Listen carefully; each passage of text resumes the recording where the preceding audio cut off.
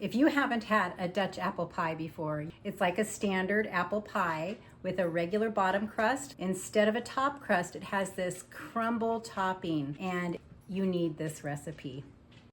You're going to start by rolling the pie dough out on a lightly floured surface. And if you want to skip this step and purchase a store-bought pie dough, you just go ahead and do that.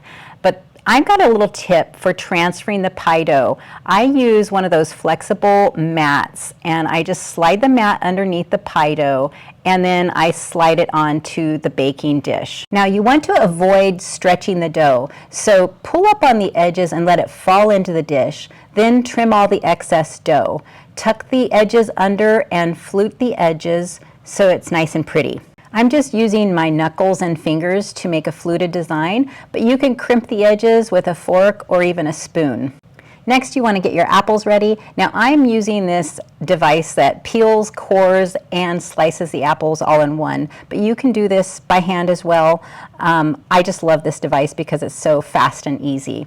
Anyway, toss the apples in a bowl, then toss them with some lemon juice to prevent the apples from browning. Next, you want to combine some sugar, flour, cornstarch, cinnamon, and salt in a small bowl. You want to combine these so that the flour and the cornstarch doesn't clump when you stir it in with the apples. Get the apples nice and coated, then stir in a little bit of heavy cream. Set the apples aside while you make the topping. You're going to add some oats, flour, brown sugar, cinnamon, and salt to a bowl. Then pour in the melted butter and let it coat all the dry ingredients until you have a nice crumbly texture. Remove the pie crust from the refrigerator and pour the pie filling into the crust, juices and all.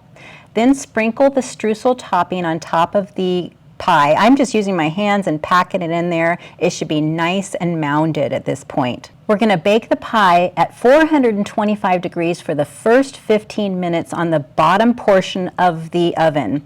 Then after 15 minutes, we're going to turn the oven to 350 and we're going to put the pie into the center of the oven. We start the pie on the bottom because that higher heat for the first 15 minutes will help set the crust, and it'll keep the crust from being soggy.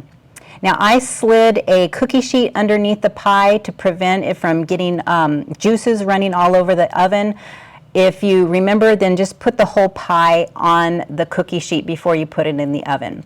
This is such a good pie, and I love that crumbly, sweet, buttery topping. I hope you enjoy it.